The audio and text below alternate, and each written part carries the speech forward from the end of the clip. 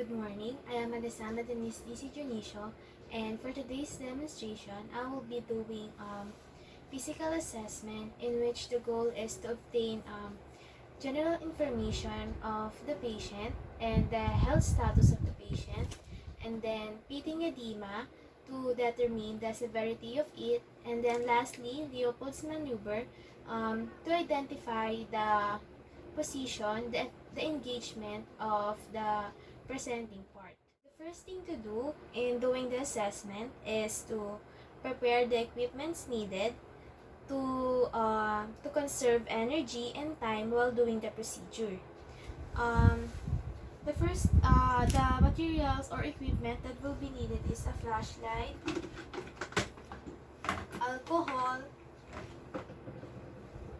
gloves, cottons, sphygmomanometer, stethoscope, measuring tape, urine container, temperature, and palm depressor.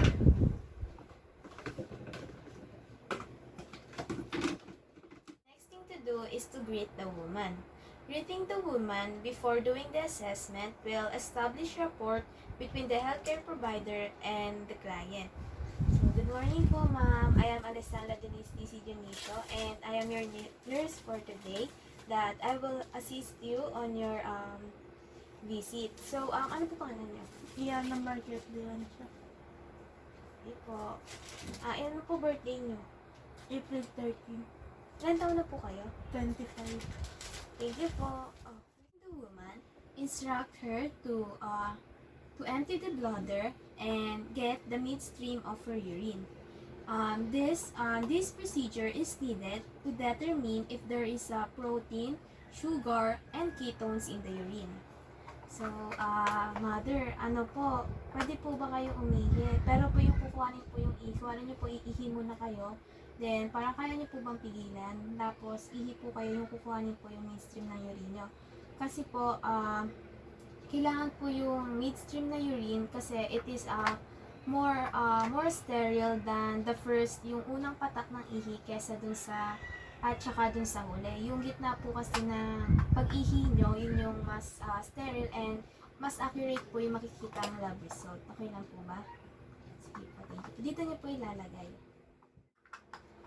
After the mother, empty the bladder and get a specimen of urine using a midstream urine. The urine that we get will be brought for laboratory result to determine if there is a ketone, sugar, and protein in the urine. It is because having these three in the urine is a danger sign of pregnancy. So, mother, ito pong ihi niyo po ay ipapadala na po namin sa laboratory para po ma-measure kung may sugar, may protein, and may ketone sa ihi nyo. Kasi pagka meron po kayong ganon is sign po siya that there are problems po sa measure accurately the weight, height, and the BMI of the patient. Because measuring these three will determine how fast the fetus is growing in the mother's womb. So, mother, pwede pong paalis po yung sapatos. Tapos po, timbang po kayo dito.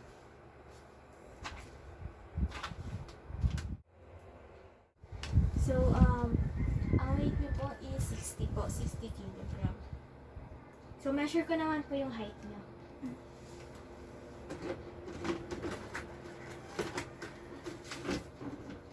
Sige po, sukat po kayo dito. Ganyan lang po. Okay po. 5 flat. 5. Pwede na po kayo maupo. After measuring the height, the weight, and the BMI of the client for determining if every visit it increased so fast, the next thing to do is to measure the blood pressure, the temperature, and the pulse rate of the client. It is important to measure these three during the visit because An elevated blood pressure, elevated temperature, pulse rate, as well as low of these three, determines that there are problem in the pregnancy of the mother. So because there might be a problem like gestational diabetes, preeclampsia, eclampsia, and other problems. So the first thing to do is to measure the pulse rate and the temperature of the client. In measuring the temperature, it is important to first clean the thermometer.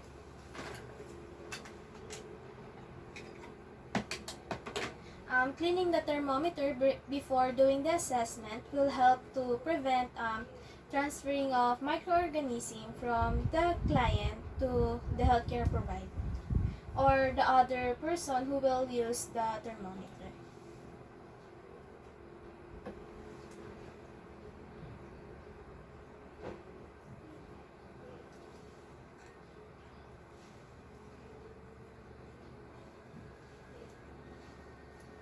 So, kukuhanan ko po kayo ng temperature.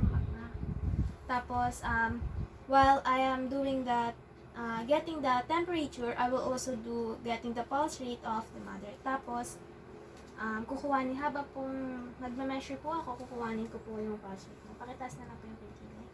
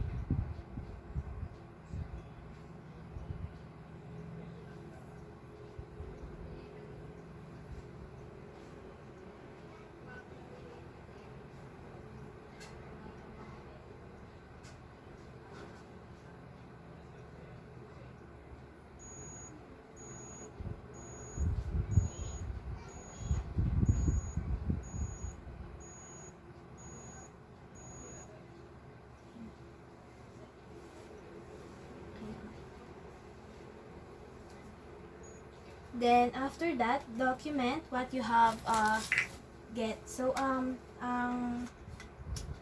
pulse rate niyo po is 60 beats per minute. Then, ang temperature niyo po is 36.9, which is normal naman po. After documenting, clean the material that you use again.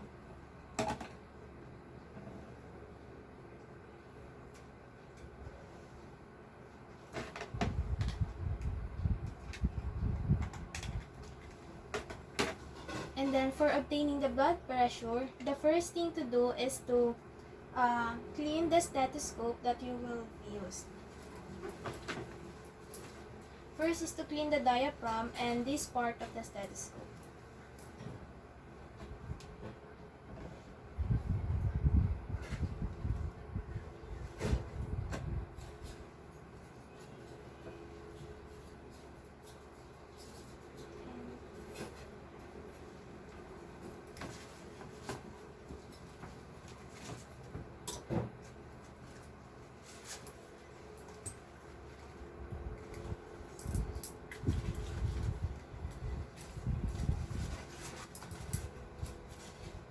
So, lilipi ko po kayo.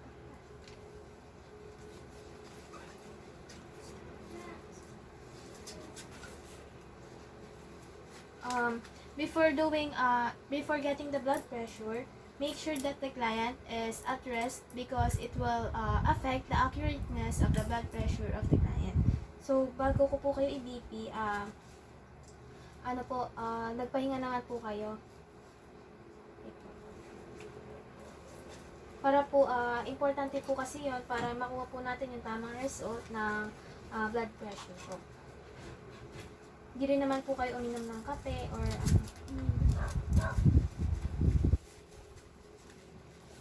Sige ba yan? At rest lang po.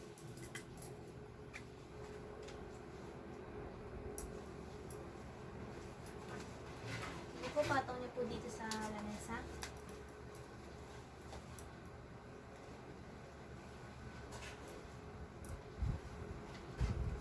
Maluwag po ba? Or masikip? Maluwag. Sige, ayos mo lang po.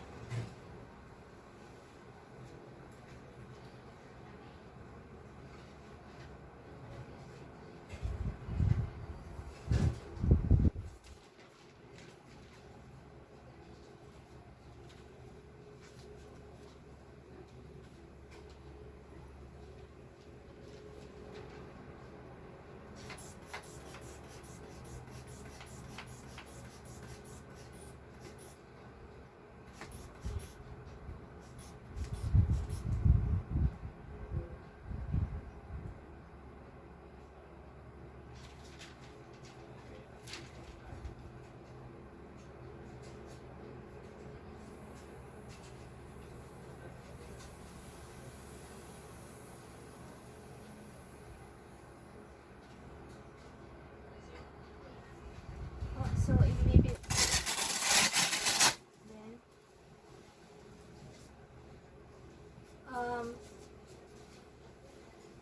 um, wait for 1 minute, then, measure again the blood. After waiting again, then measure again for accurateness of the blood pressure.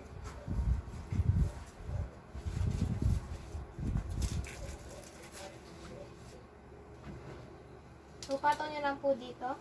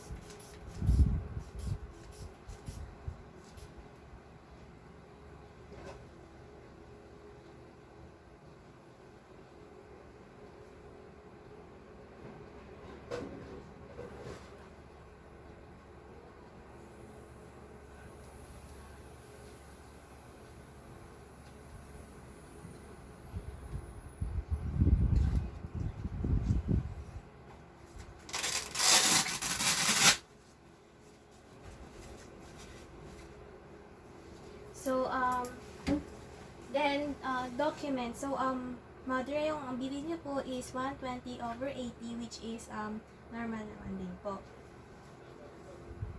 Then, place the material on the proper place and make sure to clean it again.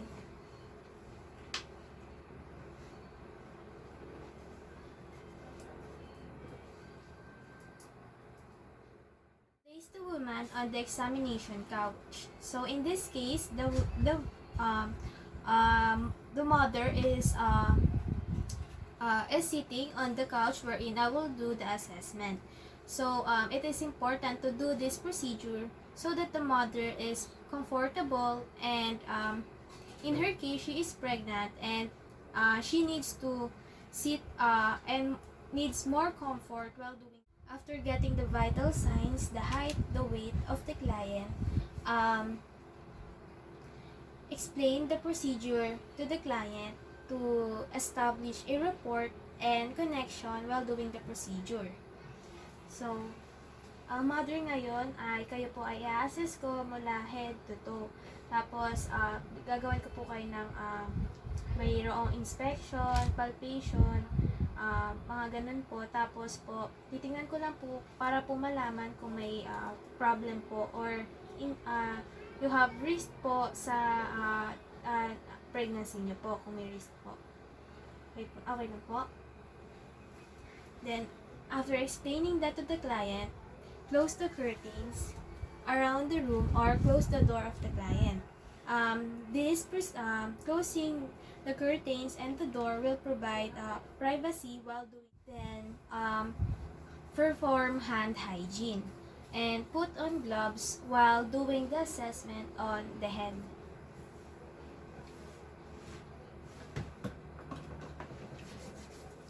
Performing hand hygiene will ensure that there will be no microorganism that will be transferred from the patient and to the nurse.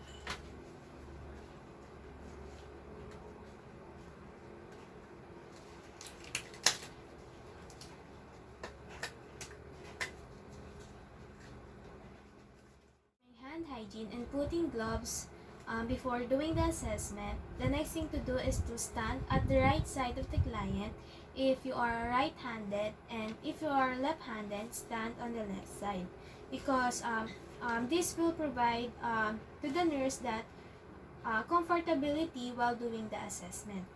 Then, the next thing to do is to examine the head of the client. So, in examining the head, the first thing to do is to check for the lice of the client. Checking the lice will determine that the client has poor hygiene. So, mother, titingnan ko lang po kung may kung ano po yung sa ulo nyo, ha. Kung may mga kuto kayo or may lisa.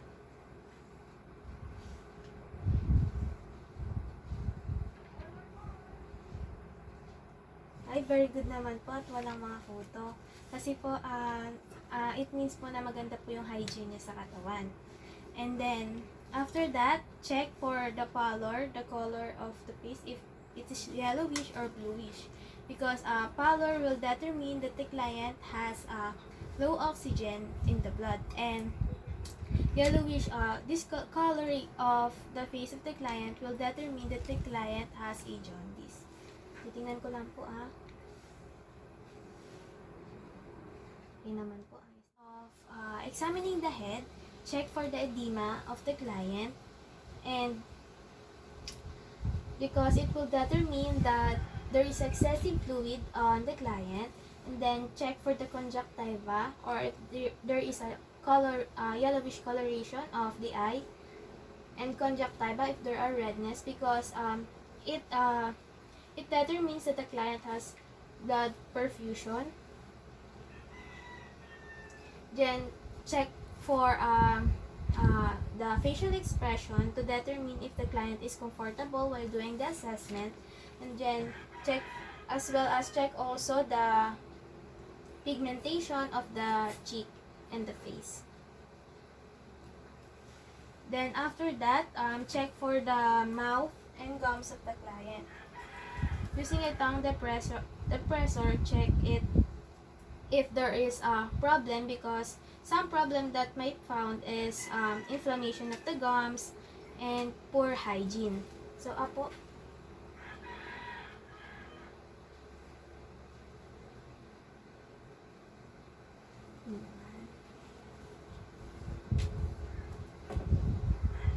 For the ears, check it using a pen light.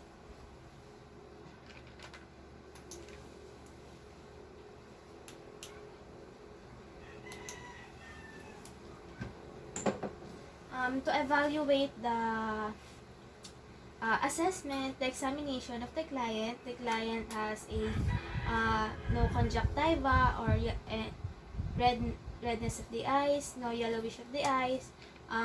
There is a good hygiene in mouth and gums, and there is only a mole on her left face.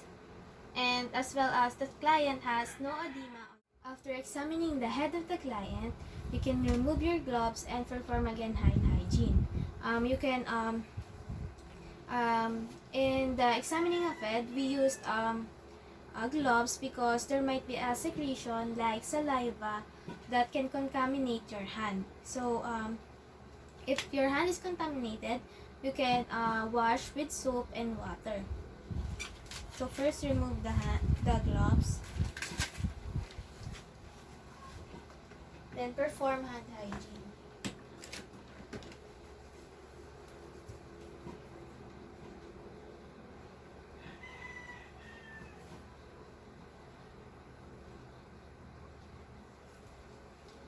And then after performing hand hygiene, continue the examination with the neck part of the client. Examine the thyroid gland if there are lymph nodes of the client because it determines that there is a infection to the there is an infection that is occurring to the client. And then examine the thyroid gland if there is an enlargement because if there is enlargement to the thyroid gland, it has risk of in labor of the women because thyroid gland produces oxytocin that needs during the labor and delivery.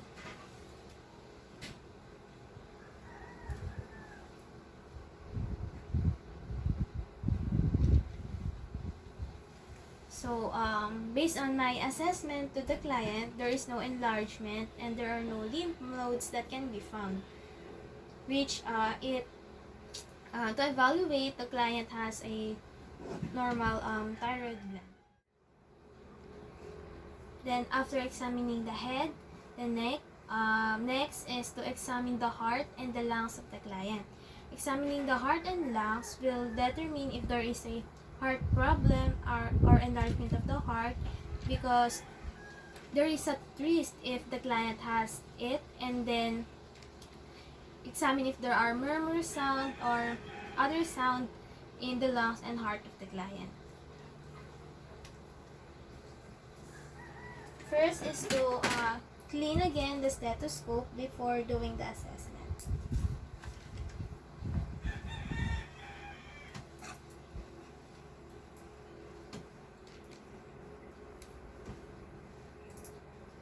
Check ko lang po yung heart nyo tapos po yung lungs.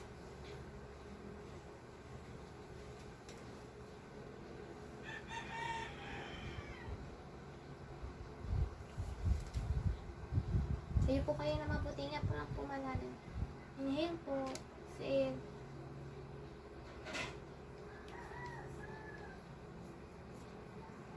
Po, sa likod naman po, talikod po kayo.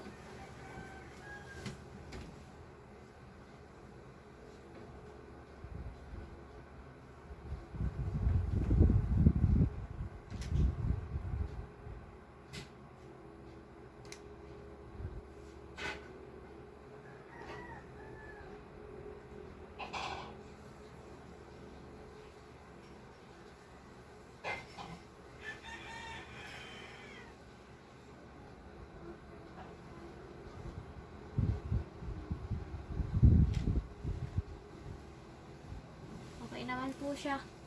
So, wala naman po mga other sounds na maririnig or mga that na pwedeng mag-cause ng problem po sa pregnancy niyo po. Examining the chest of the client, examine the breast, nipples, and the areola of the client. Examining the breast will help you to determine if there is a lumps or inverted nipple in the client. So first is to drape the client or make sure that the client is covered to provide privacy. Tapahan ko pa lang dito. Identity na examine ko lang po. Okay lang po? Pakitaas po yung kamay. Straight po, straight. Yan.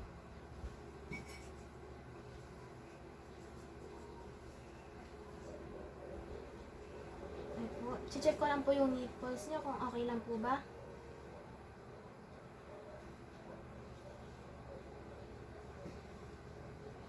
naman po.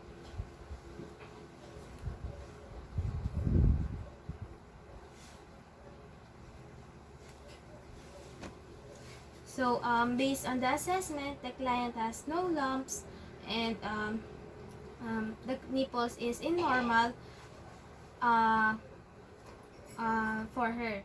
For abdomen assessment, I will do inspecting the abdomen and then doing the Leopold's maneuver to determine the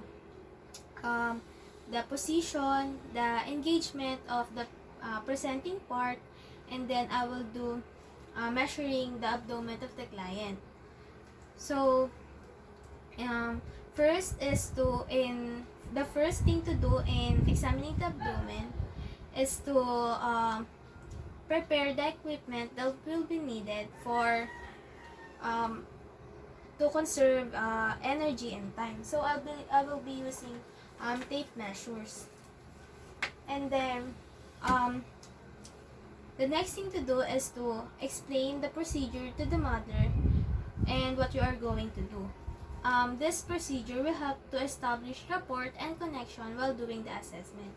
So, mother ngayon po ay titingnan ko po yung position po ni baby, tapos po kung i-inspect ko po yung abdomen nyo para po malaman kung may problems, and then titingnan ko po yung fetal heart tone, tsaka po para po importante po itong assessment na to para malaman kung mabilis po yung paglaki ni baby sa tiyan nyo. Okay lang po. Client to empty the bladder.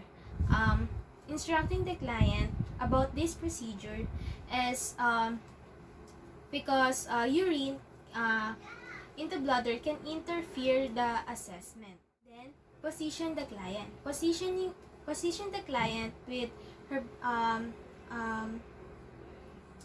her back with knee slightly flexed and the head is slightly elevated. So position ko, pwede po kayo humiga.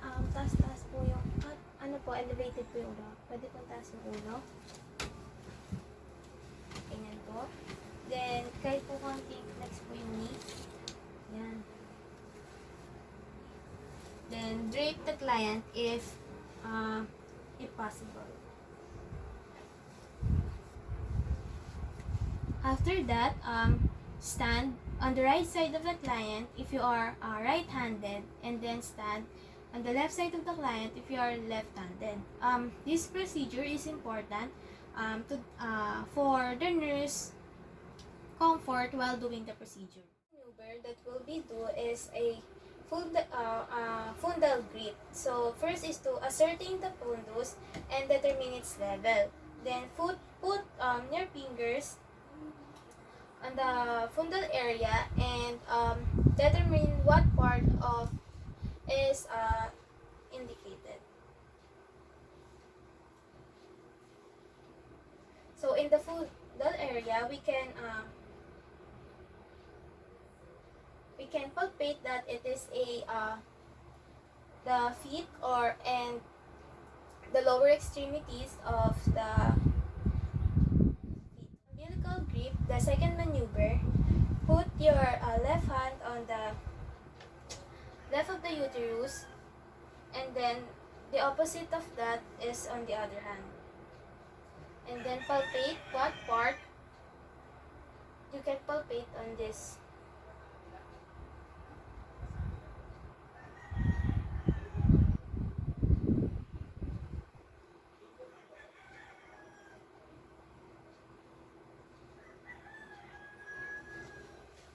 So, ito po yung mother, ito po yung ulo ni baby.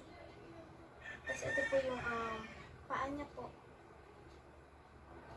Okay po. For the third maneuver, put your fingers below the abdomen and above the symphysis pubis to determine the engagement and the inlet of the part.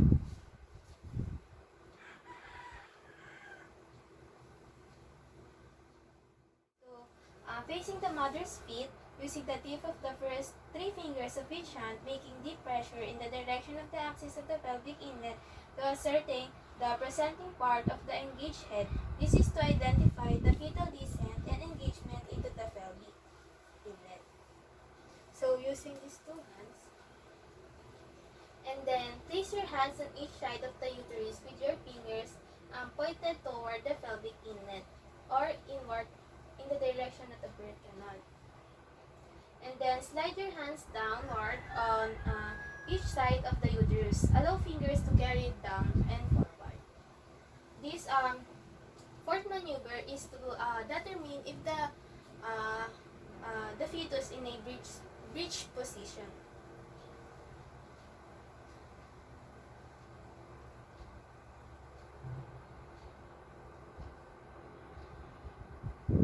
So you can apply a little pressure while doing this.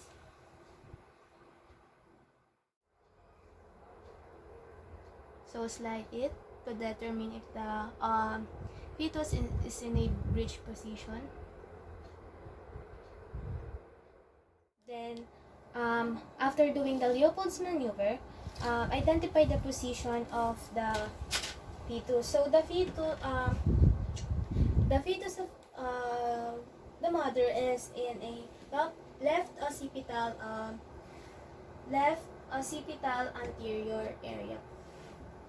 Then after that, identify which part wherein you can best hear the fetal heart tone, and then listen for in hearing and counting the fetal heart tone. Place the stethoscope at the right angle, 5 cm above the head, and then place the stethoscope at the back of the fetus. Count this for 60 seconds.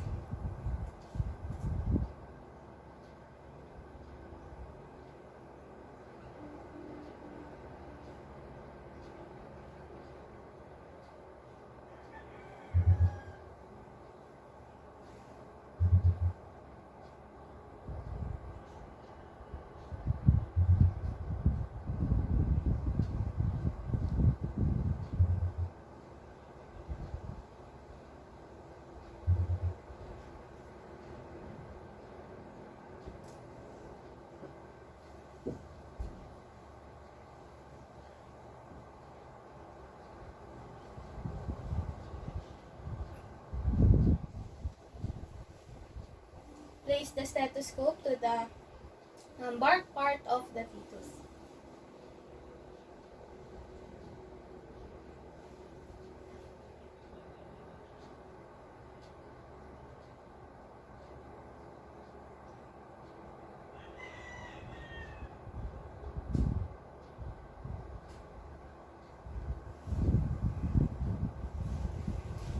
After hearing the fetal heart tone and counting it,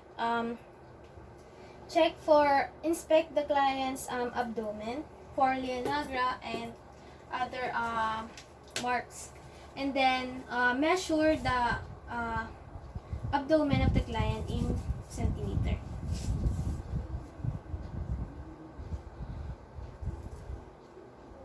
So titingnan ko lang po yung tiyan nyo kung may mga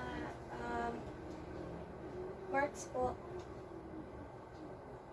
Okay naman. So, then measure the client's abdomen.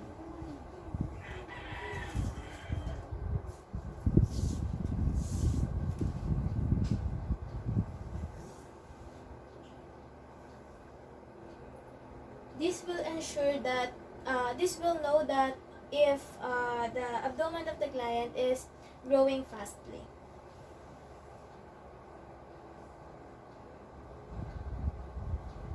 Po, 45 po.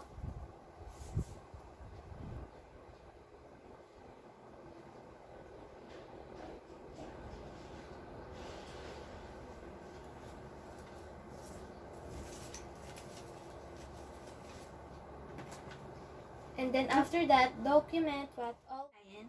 Examine the extremities of the client. And examining the extremities, I will do the pitting edema, which is to check the severity of the edema of the client, which I will grade it from 1, 2, 3, and 4. And then check for the color of the fingernails and palms. And then check for if there is inflammation and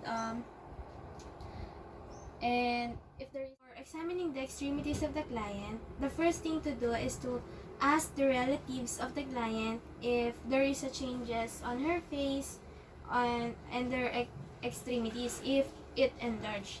So I will ask first the relatives of the client. So si mother po ba ay lumaki po yung mukha or yung paa? Hindi po. So hindi naman po. So, based on the relatives, there is no changes on the face of the client. Then after that, inspect for the color of the palms, the nails, if there is swelling. If there are bluish discoloration or yellow, that can determine there is a poor oxygen. And check for if the client has good hygiene.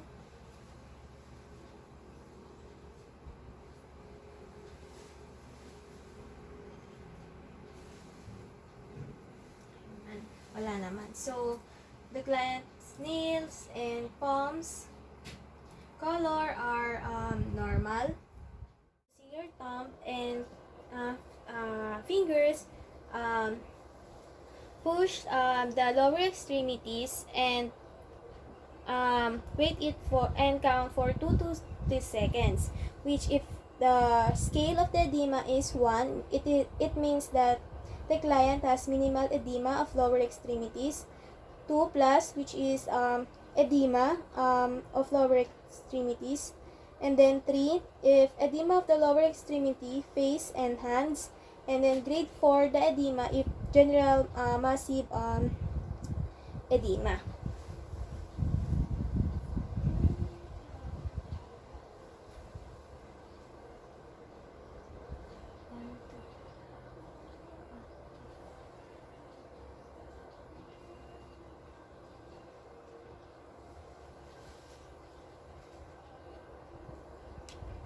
So, in this assessment, I will grade the edema of the client with grade 1, which is minimal edema. After that, assist the patient for pelvic examination. So, for this procedure, it usually done by a doctor or sometimes a nurse or a midwife. This procedure visualize or inspect the reproductive organs of the client to determine if there is a presence. Examination, check for the danger sign of the pregnant woman. So some danger signs that can be found are vaginal bleeding, convulsion, fever, severe abdominal pain, and fast and difficult. Then assist the patient to redress and to stand up after doing the procedure. So tatayo na po. Titigisin ko na po ito. Tulungan ko na po kayo. And then, after assisting the woman to her comfort position, after doing all procedure, and then record the findings of woman's reaction. So, ayos naman po yung normal naman po lahat. At saka yung edema niya po, grade 1 lang po siya, which is normal naman po sa mga pregnant women na magkaroon ng edema sa paa. And then, ayos naman po yun sa heart, sa lungs, at yung position po ni baby is left occipital anterior po. And maayos naman po yung fetal heart tone, tsaka po wala naman kayong signs of danger in pregnancy po. Okay po. Ayos lang po yan. Then after that, wash your hands and perform hand hygiene.